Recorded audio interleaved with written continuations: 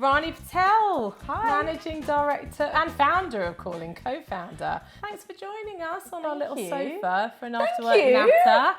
Nice to have you here, mate. Nice to be here, darling. What does after-work mean to you? I love cooking. So after being like creative with the team in the many ways, creative in my spreadsheets, creative in my creative reviews, I like to get home and just start cooking. And like, I'm Indian and East African, so you know, I've got to light a candle because the base of whatever I cook with is going to start with garlic and chopped onion. Do you know what I mean? So I'm like getting into that. You and lovely Josh Tenzer have been going for 12 months. You've got 5 clients, exceptional work, and a team of 15. Yes, we're now a team of 15. In the craziest, worst year in advertising Yeah. ever. So how are you feeling about keeping that crazy momentum up in your second year in market? It's been terrifying and exciting and empowering all at the same time. We now have a team that can give us a bigger lens and a point of view and tell us like what we've done well and what we haven't done well and how it can be better. It's been a bit of a roller coaster, you know? It has been a roller coaster, but it's been unbelievable to watch you guys over the last year. But I felt like my feet haven't touched the ground because things just went whoosh at one point, and I was like, there was like 5 new hires like overnight, and you know, it's just important to move at pace because everyone knows like I love a bit of pace, but then be able to be present in it.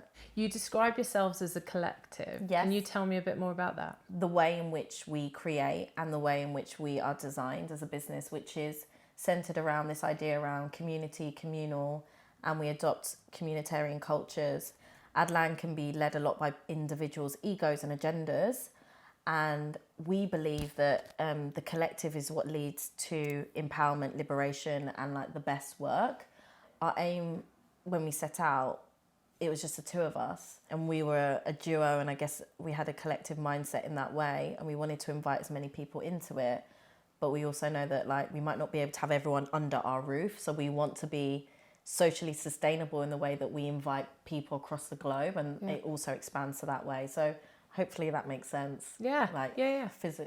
Philosophically and structurally. I think it's wonderful. And you and Josh knew each other before Calling, but you didn't know each other intimately, right? You didn't know that you would work beautifully together. No. So how did you navigate life, running a business together and getting to know each other at the same time? We had to build a level of trust, and through that we had to feel safe to be super vulnerable.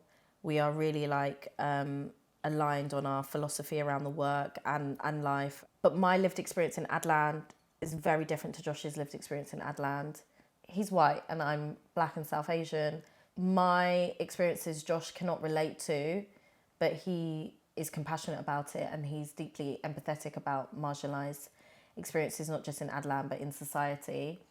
And when I talk about empathy, it's not like he goes, that's so bad, but like he wants to take action. He's had his own traumatic experiences. There's a lot of behaviour in Adlan which is like quite accusatory and makes people feel inadequate. Mm-hmm. And that is used as a way of controlling. And he's definitely got lived experience in that. Mm-hmm. And I think even though our experiences are different, we have both been marginalised in some way, and it's impacted who we are. So when we came together, it was like, how do we take that lived experience and design an ad agency that resolves some of those issues and those traumas? In a more practical way, we have also brought on an exec coach. So it's like a couples therapy, right? Love it. Because marriage counselling. It's marriage counselling because we have different triggers. It's like, how do we get to a harmony and how do we navigate that? And also, we've both been leaders in our own right in previous spaces, but have we launched an ad agency? No. Have we launched an ad agency like Calling? Absolutely not. And because what we're doing is completely counter to what exists, it just comes up with so much stuff. Whenever I talk to you compared to other MDs, I really love it because I talk to lots of people about KPIs and where the business is going. And then I call you and you're like, Anna, today I'm burning sage in the studio because the algorithm's off and I need to fix it. And I'm like, this is a breath of fresh air. Like, I love these phone calls because it's the spiritual culture that you're really focusing on with Calling. So Tell me a bit about why and how you're focusing on spirituality within the company. So anthropology and spirituality is really important to Josh and I. I think we're quite curious people. I think we've both been on our own journey around self-discovery and identity. So when we kind of sat down and talked about this concept of calling, it just made sense. You see it in the name, calling, you know, it's to have a purpose. We don't exist. We're sent here and we're called to do something. That's what we believe.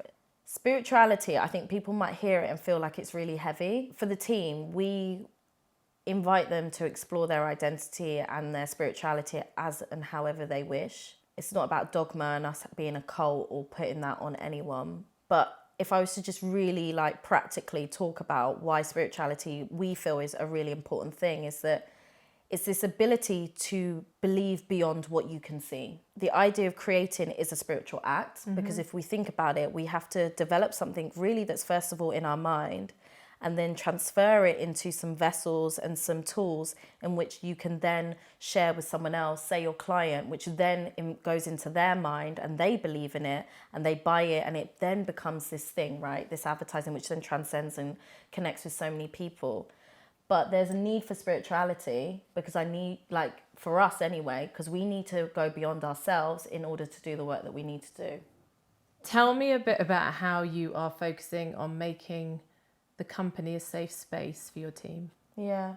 We have 2 pillars that the business is kind of designed around, which is truth and love.